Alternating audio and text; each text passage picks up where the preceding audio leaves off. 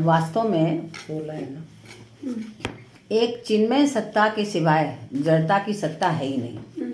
जो भी हम लोग ने पिछले चल रही जो चर्चा 8-9वें अध्याय में जो हम लोग ने 5 श्लोक तक पढ़ा, क्या पढ़ा कि चिन्मय सत्ता के सिवाय जड़ता की कोई सत्ता नहीं है। सत्ता जब जड़ हो जाता है कुछ भी, अब जब शरीर से अगर प्राण निकल गए, जो चैतन्यता निकल गई, तो उसकी कोई सत्ता रह जाएगी? तुरंत कहेंगे मिट्टी है। मिट्टी मतलब आप रिश्तों का नाम भी नहीं लेते फिर। हाँ मिट्टी। आप कहते हैं मिट्टी पड़ी है उनकी, उठाओ, तो उसकी क्या सत्ता है? उसकी कोई सत्ता ही नहीं है। हम लोग झूठे अहंकार में डूबे फिर रहे हैं, सब जगह मारे मारे फिर, अरे हम ये हम वो। अभी प्राण निकल तो जाए, चैतन्यता हटे तो सही, फिर देखो उसके कितने हो तुम। फिर तो कोई सत्ता नहीं है इस शरीर की, कुछ है ही नहीं। तो भगवान ने दूसरे अध्याय में भी जबकि ये कहा था, दूसरे अध्याय के 16वें श्लोक में, अगर आपको याद हो, कि ना सतो विद्यते भावो ना भावो विद्यते सतः, कि सत्ता महत्ता संबंध केवल कामना के कारण है, भोग इच्छा के कारण है। अगर किसी ने इच्छा के कारण ही तो मनुष्य विवाह कर रहा है। क्यों कर रहा है विवाह? क्यों संतान कर रहा है? एक इच्छा के कारण, ये चाहिए, ये होना चाहिए, है ना। विवाह के बाद कई लोग कहते हैं अरे झूठे विवाह कर लिया, शायद वो जो उनकी आकांक्षा थी पूर्ण नहीं हुई, इसलिए ऐसा कहते हैं वो झूठे विवाह कर लिया। तो जब तक सुख की इच्छा है तभी तक यह संसार है। जैसे ही जिसकी भी सुख नहीं दिखता तो वो सोचता है क्यों जी रहे हम, ये कौन सा पाप किया था। अधिकतर लोगों के मुख से सुनो, ये कहते हैं कौन सा पाप किया था, क्यों हम अब तक जी रहे हैं, क्यों हम ये सब देखना पड़ रहा है हमें, कहते हैं ना। जब सुख मिल रहा होता है तब ऐसे कभी वाणी किसी की सुनी है आपने कि हम क्यों जी रहे हैं, क्यों जन्म हुआ? कोई नहीं ऐसा बोलेगा उस समय। सब अरे वाह, सब हमने किया, सब मैंने किया। उस समय ये अहंकार हमारा बोलता है, ये हमारा अहंकार बोलता है कि सब मैंने किया। और जैसे ही आपके चिंतन के विरुद्ध सब कार्य होने लगते हैं, वैसे ही आप दुखी होकर हाहाकार मचाने लगते हैं। हम सब, ये स्थिति होती है। तो फिर सत्ता किसकी है? जड़ता की सत्ता है, हमारे संसार की सत्ता है, या इस नाशवान चीज़ों की सत्ता है? किसी चीज़ की सत्ता नहीं। सत्ता तो उस चिन्मय की है, एक ब्रह्म की सत्ता है, और तो सब जड़ हैं।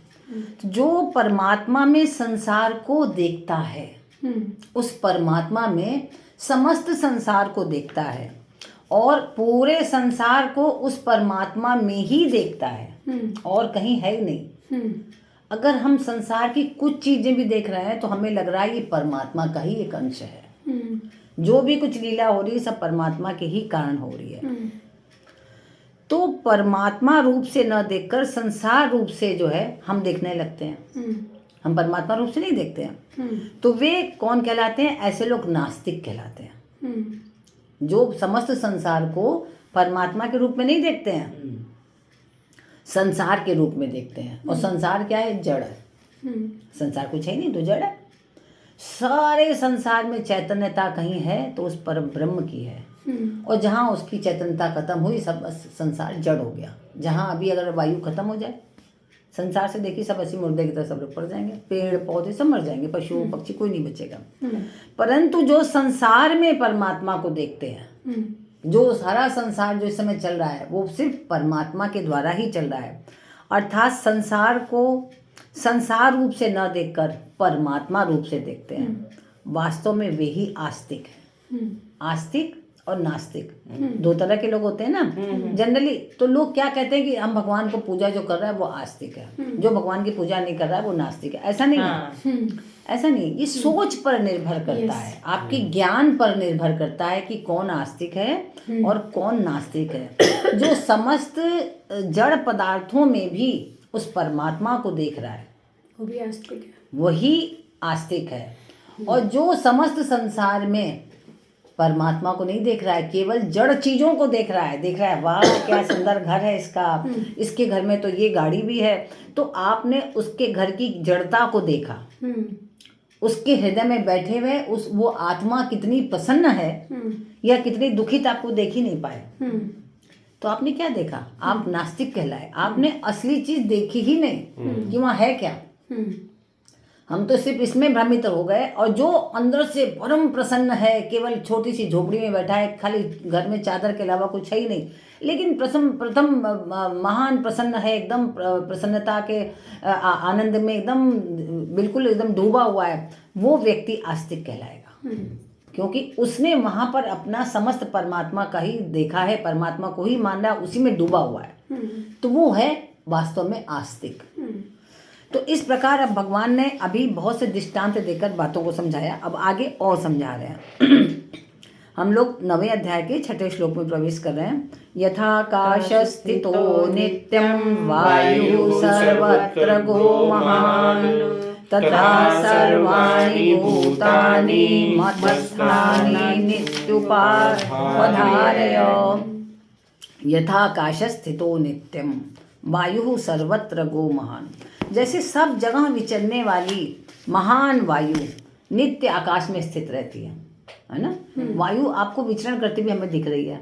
कभी लगता है ना, अरे आज तो बड़ी शीतलहरी चल रही है। शीतलहरी क्या है? ठंडी ठंडी हवाएं हैं। तो क्या अभी चल रही है? क्या पहले नहीं थी? पहले भी थी। आकाश में स्थित रहती है वो। कभी हमें हवा चलती भी दिखती है, कभी हवा रुकी भी दिखती है, लेकिन हवा तब भी है। ऐसा नहीं कि हवा का अस्तित्व खत्म हो गया, समाप्त हो गया, ऐसा नहीं है। तो क्या होता है कि वो कहीं निस्पंद रूप से रहती है और कहीं सामान्य रूप से क्रियाशील रहती है ना। तो लेकिन हम जब क्रिया रूप में रहती तब तो हमें दिखती है, तब तो हम समझ पाते हैं, नहीं तो हम समझ नहीं पाते। कहीं पर बहुत वेग से चलती है, पर किसी भी रूप से चलने वाली वायु आकाश से अलग कभी नहीं होती, आकाश में ही स्थित रहती है ना। लेकिन साधारण जन क्या कहते हैं, आज हवा नहीं है। हवा नहीं, हवा तो है, हवा हम अनुभव नहीं कर पा रहे हैं, उसको चलते हुए हम देख नहीं पा रहे हैं, लेकिन हवा तो है। हवा जाएगी कहाँ? हवा तो है। हवा तो सब जगह, यत्र तत्र सर्वत्र, हर जगह हवा है, ऐसा है ही नहीं कि नहीं है। तो क्या होता है कि आकाश में तब भी वायु रहती है, आकाश को छोड़कर वो कभी कहीं जाती ही नहीं है, आकाश में ही वास करती है। ऐसे ही तीनों लोक और 14 भुवनों में घूमने वाले स्थावर जंगम संपूर्ण प्राणी मेरे में ही स्थित है। भगवान कह रहे हैं कि ऐसा लग रहा है कि वो वहाँ है, ये यहाँ है, और जितने भी लोक हैं, चाहे पृथ्वी लोक हो, पाताल लोक हो, आकाश लोक हो, कोई भी लोक हो, सब में, चाहे कहीं भी तुम चले जाओ, पूरे ब्रह्मांड में सब जगह मैं ही स्थित हूँ, उसके अलावा कुछ है ही नहीं। बस कभी आपको समझ अनुभव होता है और कभी आपको अनुभव नहीं होता है। जब आपको अनुभव होता है तब तो आप कहते हैं परम ब्रह्म है, और जब क्या मैं नहीं हूँ, मैं उस समय भी हूँ, जिस समय आप अनुभव नहीं कर पा रहे उस समय भी मैं हूँ। तथा सर्वाणि भूतानि मत स्थानी। और तो भगवान ने पहले 4थे श्लोक में 3 बार ये कहा था कि मत स्थानी शब्द का प्रयोग है, कि मैं हूँ।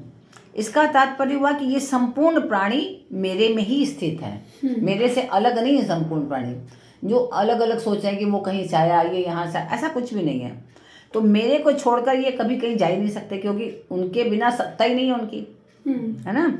ये प्राणी प्रकृति और प्रकृति के कार्य शरीर आदि के साथ कितना ही घनिष्ठ संबंध मान लें, कि मेरा इस शरीर से संबंध है, मेरे ये पिता, ये मेरे दादा, कुछ भी मान लें, तो भी वे प्रकृति और उसके कार्य से एक हो सकते ही नहीं, कि सोचें कभी हम एक हो जाएंगे, ऐसा नहीं है।